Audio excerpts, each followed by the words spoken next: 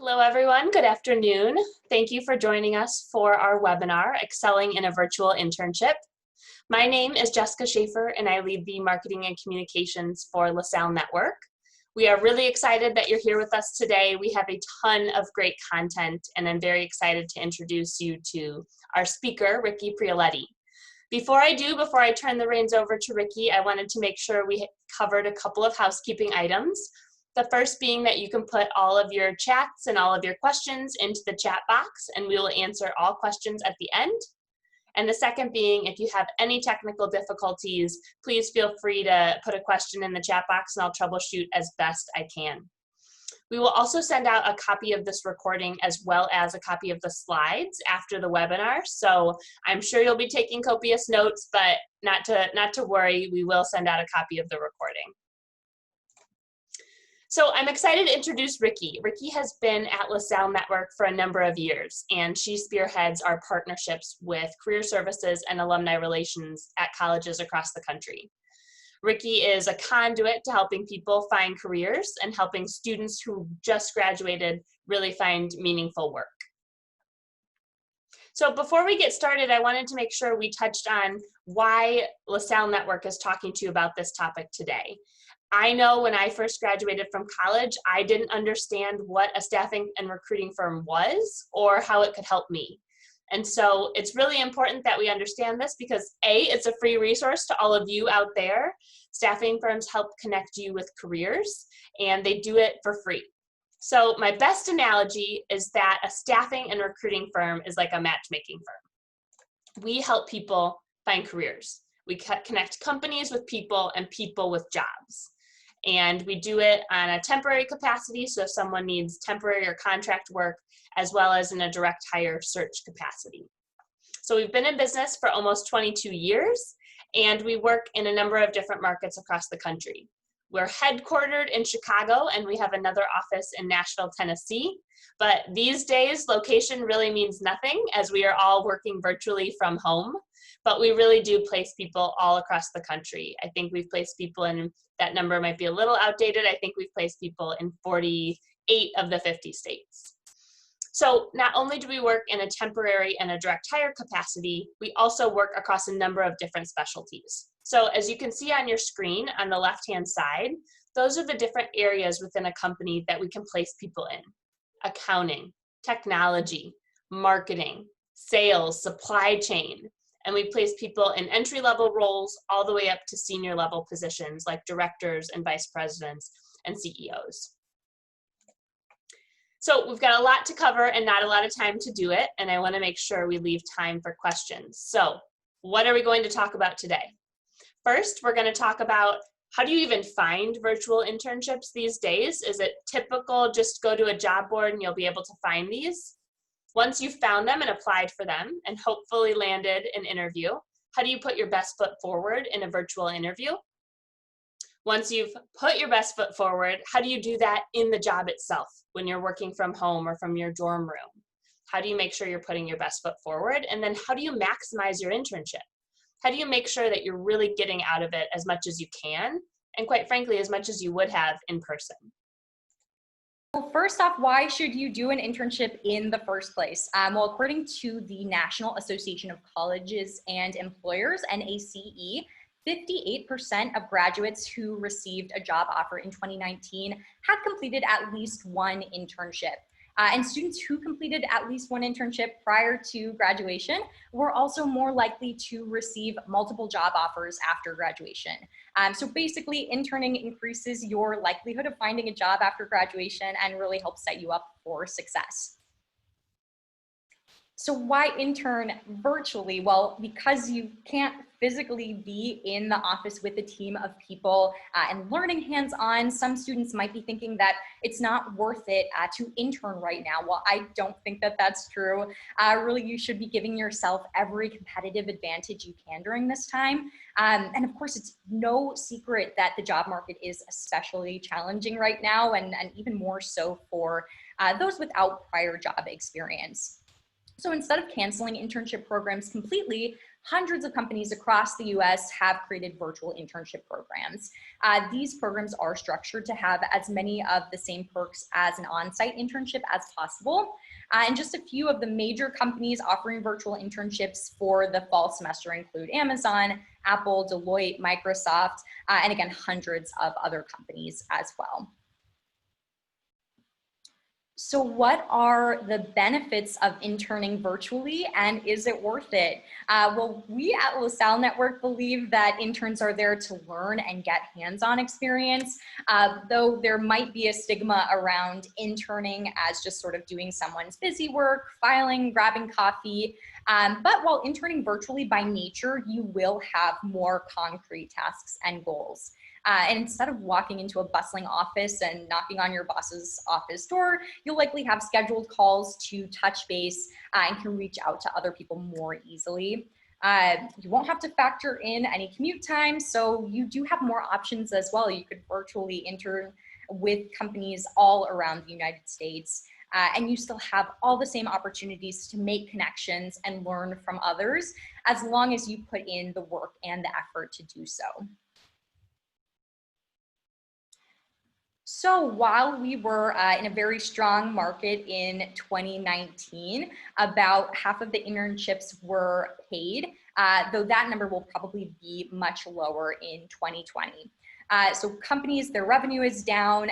US GDP is going to be down 29% this year as compared to last year, meaning that the companies don't have the same budget they did a year ago. And thousands of companies already have furloughed or laid off large portions of their workforce. Many of the companies that did pay their interns in 2019 therefore might have to make changes in their internship program for 2020. And we're predicting a much larger percent of internships will be unpaid this year. However, some of the following industries are more frequent industries providing paid programs, typically because they need special skills or interning is an important step of a certification program. So accounting, banking, government, those are just some of the possibilities, but again, there's different industries for any of these factors as well. But whether you are doing a paid internship or not, you are going to get something out of it. Why should you consider doing an unpaid internship? Well, you might be able to do college credits. You could use this as a true professional experience to put on your resume and might even get some potential references down the line from it as well. And priority for future roles. If you make a good impression with an employer early on, they may be more inclined to consider you for other internships or full-time jobs in the future. And since some companies may not have traditional internship programs right now, you might have to think more creatively to get involved. So consider creating your own internship. Try reaching out to companies that you're interested in and offer up your skill set, present the value of bringing you on board. Just because they don't have an intern program set up doesn't mean they wouldn't happily take on an intern that is eager and willing to work hard and takes the initiative to reach out and volunteer. So if you're thinking maybe this is a good option for you, how do you build your own internship? Well, start by taking a look at some descriptions of similar internship responsibilities at other companies and try to write your own tentative job description to pitch to a company you'd like to intern with. Also think about who you're connected with at different companies you'd like to potentially intern with, and use your family, your friends, other contacts to start getting your foot in the door and building some of those relationships.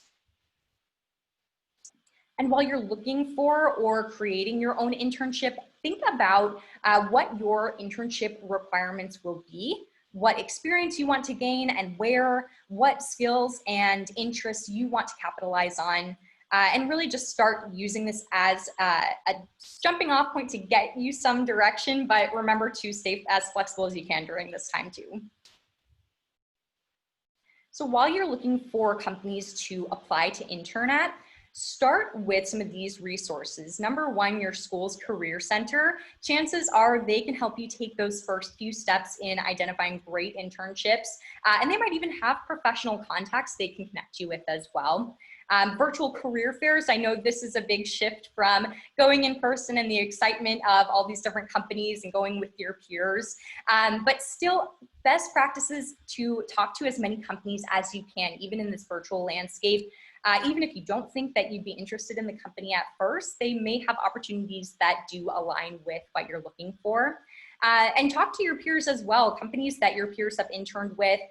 You'll be able to get a lot of that inside information about the company, the internship, just that day-to-day factor as well.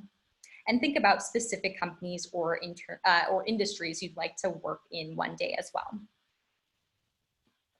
One of the best ways, of course, to find an internship is through connections. So with potentially fewer internships out there right now, any way that you can get personally connected will help increase your chances rather than just applying on a job board and hoping that you hear back. So again, great to utilize your school's career services team. Reach out via LinkedIn to your connections at companies that you're interested in and start a conversation with them. Call your friends, call friends of family members working at these target companies, and ask for referrals from your older peers to maybe take over their prior internships as well. So interview prep, all that hard work has paid off, and now you're on to the interviewing stage. Before we dive in too deeply there, let's take a moment for a quick poll question as well. And hopefully you can see this on your screen, but have you ever had a virtual internship before? So we'll just take a second to answer that.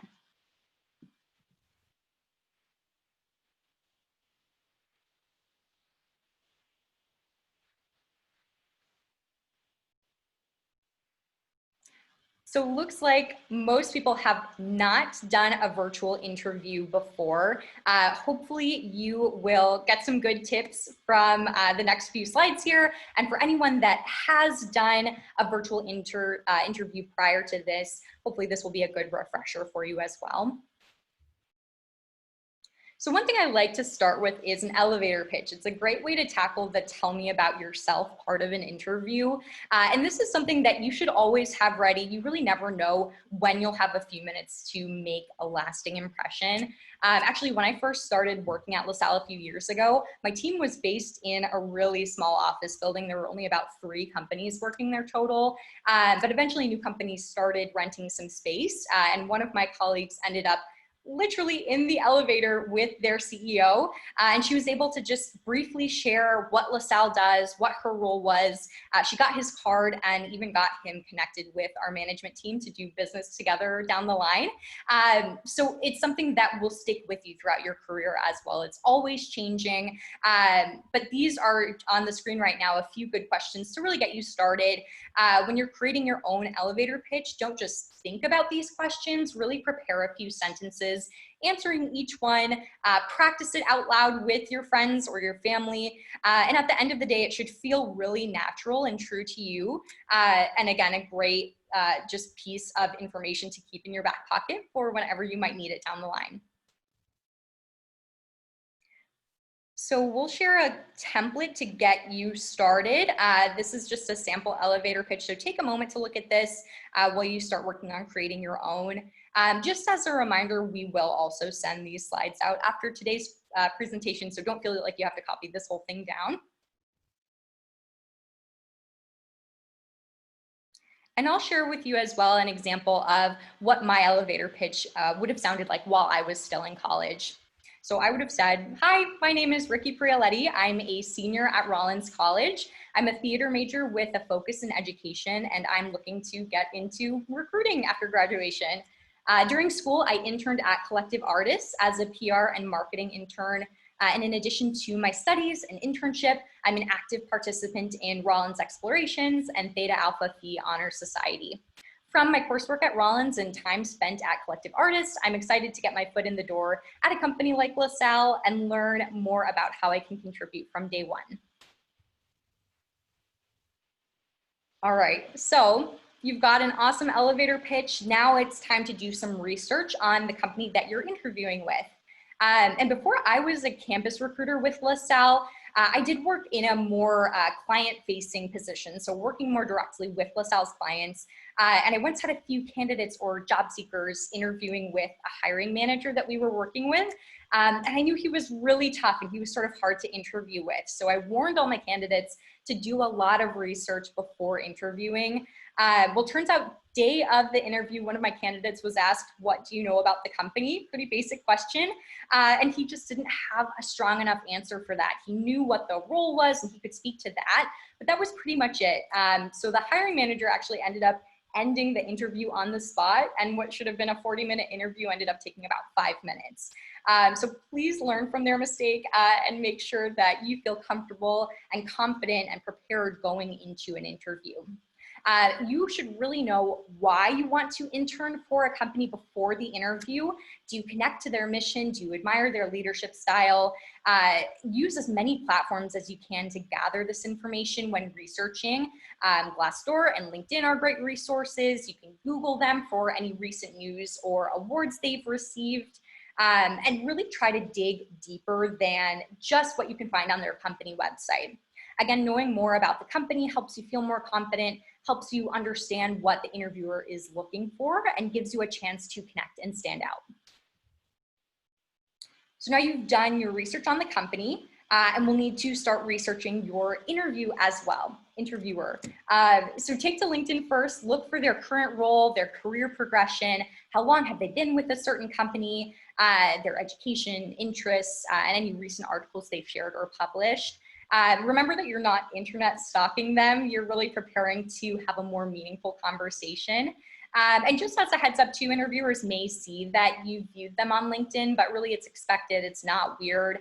And you can call it out during the interview as well. I took a look at your LinkedIn prior to us talking today and noticed we had the same major in school, or we both played tennis, or whatever the case may be. It's a great way to start building your relationship with the interviewer and standing out from the crowd. So now you've done all your research, you'll need to start thinking about the questions that you'll need to answer in your interview. Think about the typical interview questions beforehand, have some answers prepared. You can jot down a few talking points and keep them on hand as well.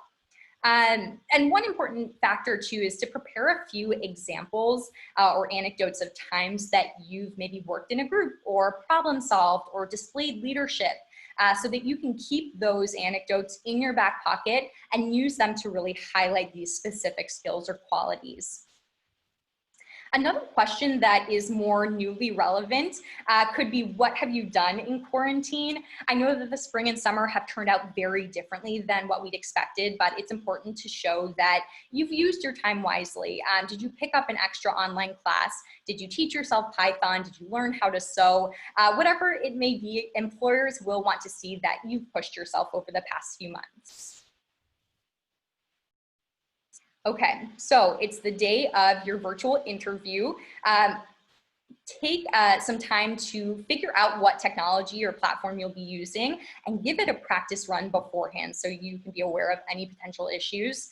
If you live with other people, let them know when your interview is to avoid any background noise mishaps. Maybe your roommate can walk the dog at this time to avoid any barking in the background.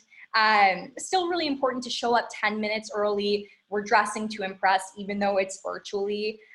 Another thing too, that's a little more unique right now is making sure that you're looking at the camera as often as you can to avoid looking disengaged. And if you're taking notes, tell the interviewer as well so they don't think you're distracted and looking away.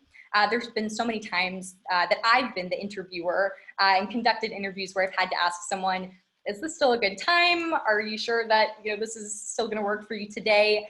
Just because I'm not sure if they're on their phone or they're dealing with something else during our interview. So better to just quickly address it and move on.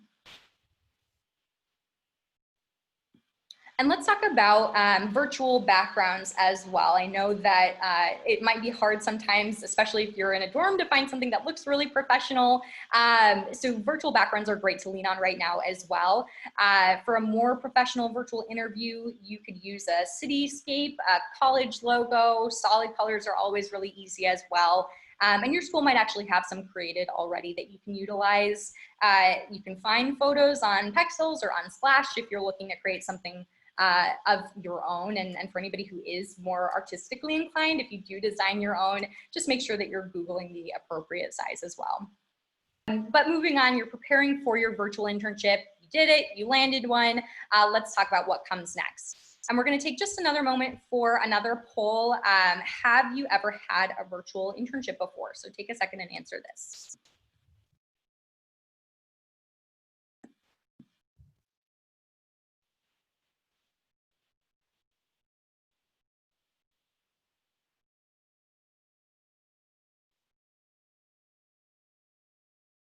All right, looks like 88% no, 12% yes. For those of you who have not had a virtual internship, hopefully, again, you'll be learning a lot of great tips moving forward. And for those of you who have done one before, another good refresher here as well. So let's talk about your virtual internship. These are a few things that are still important to understand before day one. So check in with your manager, your HR team. I know that dress code is a big one right now. Are you business casual? Can you show up in your pajamas? Every company is going to be different. And I know there was a new hire at a friend's company, a friend of mine's company, who during a meeting in their first week, I think, was outside on a hammock, wearing sunglasses and a swimsuit. So even though you're working from home, you still do need to be present and be professional. Some other important questions could be, when are you going to take breaks? What sort of technology are you using? What company meetings will you attend? And what culture activities can you get involved with as well? Lasalle, I know, has done virtual bingo, virtual scavenger hunts, and we're planning some socially distant fall activities too. So it's a good conversation starter on what's to come. And before you start your internship, here are a few ways to set yourself up for success. Remember that you're not walking into an office that is already set up with all the materials and technology you'll need on day one. So you will have to do some of it yourself. Set up where you're going to be working. Do not underestimate the importance of a clean, functional workspace. Avoid your random tech issues by updating and testing everything beforehand, thinking through what else you could possibly need, getting all your supplies together, and going through any training and HR materials as well. And then make sure that you're making things really easy on yourself day one by looking through LinkedIn to review a little more about who's on your team, who you might want to connect with further. Ask your manager if there's anything you can do before day one. Even if there isn't, it does make a great impression to ask and to offer that up. And people might take for granted that a virtual internship requires more prep. So again, making sure that you have the right equipment, apps, desk space, and communications with your manager. Start settling into routine as well, and trying to make your transition as smooth as possible.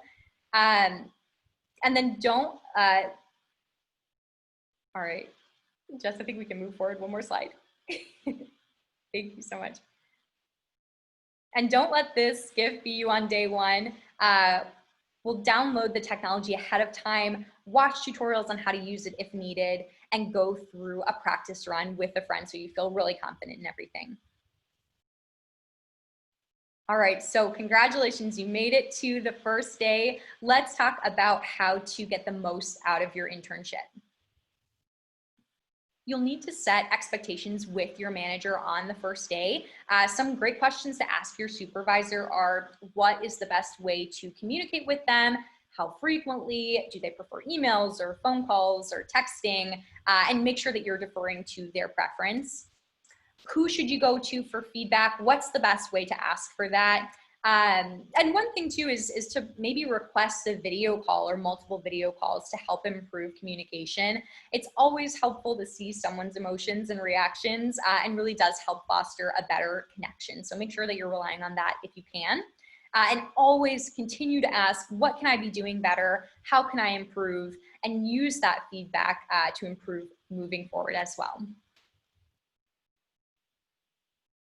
Let's talk about your goals. We want to make sure that you're getting what you want out of the internship as well. So talk to your supervisor about your overall goals for the internship, as well as these smaller daily or weekly goals too. And if there's something that you want to gain from the experience, ask for it. Is there a specific skill that you want to improve? Do you want to become a better writer? Do you want to get better at public speaking? Any of these things are good goals for both you to keep you focused on that big picture, and for your manager to know how best to help you moving forward.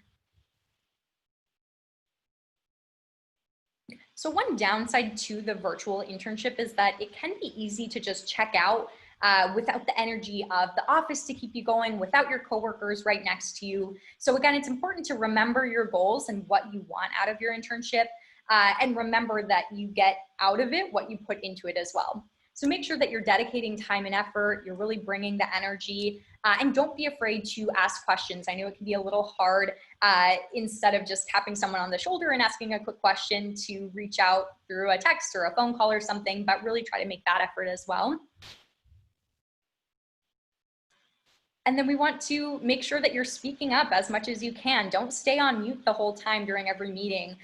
When you have the opportunity to contribute, do so. Your company brought you on as an intern for a reason. They like your personality, they like the skills that you bring to the table. So you make sure that you're sharing that side of you as well. We've touched on this, but make sure if you're taking notes, you let your team know, and be sure to look at the camera as much as you can too. So of course, internships are a great way to expand your network. And this is still so possible during a virtual internship as well. Take advantage of being able to reach out and ask your team members and members of other teams questions.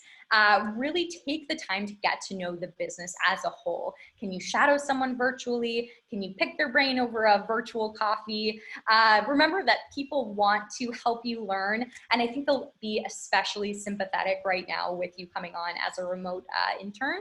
And of course, if your company is offering any mentorship programs, take advantage of those as well. All right, so you're wrapping up your interview.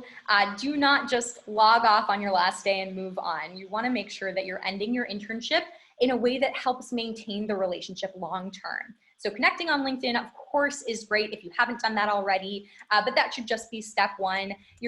Make sure that you're sending a thank you note, or I guess now a thank you email, to those that you've worked with, to just reiterate your appreciation and the things that you've learned throughout your time there.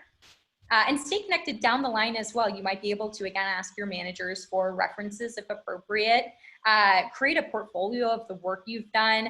You'll have to ask first, but see if you're able to save some of the work you did to a personal computer, and use it as a work sample in a future interview. Again, the biggest thing that we want to express here is gratitude. Share your appreciation, share what you've learned, and your team will be really grateful for that communication as well. So we want to make sure that you have all the tools you need to succeed in your interviews and your internships. If you'd like your resume critiqued, or if you're looking for any opportunities, please email me directly, and I would be happy to connect with you further. And again, you will be getting these slides too. I know I have a long last name, so if you can jot it down now, great. And if not, that will come to you as well. I can throw it in the chat too.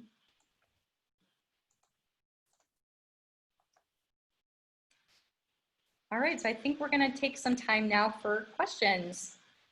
We are indeed. So I've already received a number of questions through the chat, but feel free to enter them now. We do have a little bit of time. I'm going to give you guys a couple minutes, and I want to show you one last slide. And again, to Ricky's point, we are going to circulate the slide deck as well as the recording afterwards. So this is a number of great resources that we've published to hopefully add on to the great content that you heard today from Ricky. So blog posts, webinars, videos, all sorts of content that hopefully can be beneficial to you guys. So all of those things will be hyperlinked in the slide deck that we share. All right.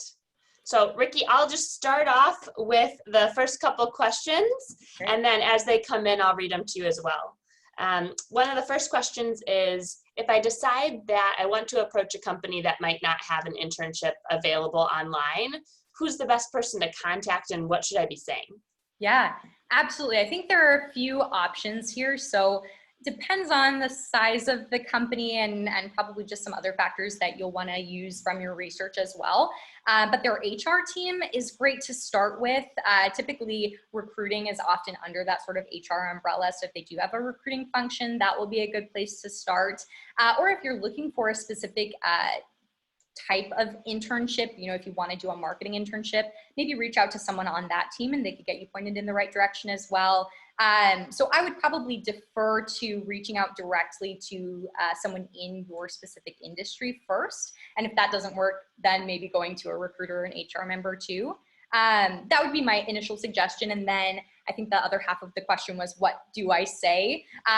Just try to be as honest as you can, right? So lay out what you're looking for. Say, hey, I'm interested in your company for XYZ reason. I didn't notice an internship posting on your website, but I wanted to offer my skills. I wanted to offer just my abilities to your team as a volunteer intern. Here's what I can do. Here's some of my experience. Let me know what you think. Be respectful too, and just keep in mind that it's a wild time for professionals right now too. So if they don't get back to you right away, it's okay to follow up. But remember, it's not going to work for every company, right? I know that some companies might have certain restrictions on who they can bring on right now too. So if one doesn't work out, keep a thick skin and move on, right? But yeah, that would be my suggestion. And again, if I can clarify or expand on that, feel free to reach out to me directly too. And Ricky, you touched on the importance of communication in your outreach to a potential employer, but talk to us about the differences and the change in dynamic for communication in a virtual internship. What does that look like? How are employers communicating with their interns? What's the cadence of that? Sure. I think, again, it's different for everyone. I'll give you a little insight into what Lasalle has done just as a jumping off point. We've been virtual since mid-March and no immediate plans to return our full staff back to the office quite yet. So we have had to change a lot as well. We're not a company that does a lot virtually. Typically, we're very big on being in the office. So it was a big change for us. One of the things that we as a company have started to implement to are weekly company-wide meetings. We all turn our video on. We talk about where the company is, what our goals are, what have we succeeded with recently, what have been some of our shortcomings too, and just making sure that we can stay as transparent as possible has been important at that sort of company-wide level. So we do usually about 3 of those a week, just again to sort of maintain that connection with the whole group. And each of our teams is different as well. I know my team, the internal recruiting team, we meet every single morning. I think Jess's team does a couple meetings every single day. So I think that what we'll probably see is either companies leaning into that and taking advantage of still trying to see each other face to face, or you might encounter a company that has backed away from that, right? And all their communication is over email, over instant messaging. So 2 different ends of the spectrum. Chances are you might fall somewhere in the middle, but don't be intimidated by how many different ways there are now to reach out. I know, Jess, you mentioned, I touched on this too, but it's so different from just asking your team member face to face a quick question. Don't be afraid to use this technology and use this opportunity to ask these questions. And people know too that you're an intern, you're going to have a lot of questions. They're going to be prepared for that. So hopefully you won't feel like you're bothering anybody. You're using this to learn. Ricky, one of the other questions, and I can chime in on this too, is what's your suggestions for parents who are working, who have kids, and they're trying to manage e-learning or a hybrid schedule for school and also balance an internship? Yeah, that's a lot. I know that's something that we at LaSalle have tried to focus on and just be really mindful of as well. I think it's important to be transparent right off the bat too with your team, with your manager, right? Here are these things that I am also juggling right now. What is their stance on it? How often do you need to be available? Do you need that sort of constant communication? Or do you have more autonomy and can you sort of handle your schedule on your own a little bit too? I think that's important to know going in. But Jess, and definitely chime in on this too, I think just that transparency side of it off the bat is really important. Yeah, absolutely. It's interesting. We've heard of a lot of companies saying that they're not scheduling meetings during lunch hours because parents are trying to, get their kids fed and get themselves fed and get back to work and get e-learning started. So I know that's one piece, but to Ricky's point, just communicating with your employer when you'll be available, when you won't be available. If you're working in an unpaid internship, that's kind of the luxury. They're getting somebody who's working for free, and so they have to work around your schedule and your parameters. Ricky, another question we got, and I think we'll get a couple of these, is around communication again. So if you're a new intern, you've never interned for this company or this manager before, how do you balance overwhelming your manager or your point of contact with a ton of questions versus, working with a little bit of ambiguity? When do you know, when can I run with things versus asking questions, and what's the best way to get your questions answered? Yeah, definitely. I think honestly, the questions that you're asking me are great questions just to turn around and ask your manager too, because they'll be able to give you so much color on that. I think too, it's important just to keep in mind, where your comfort level is as well. So don't put every single thing on your manager and on what they want, because you are an active participant in this as well. So if you feel like you're really missing a big piece, ask anyway. Maybe, if there's a time that once or twice a week or sometime in the morning on a certain day, can you connect and just ask all these questions, maybe over a phone call or a video interview? That way it doesn't seem like, you're sending them 50 IMs in a day. You can sort of get everything checked off of your list early on.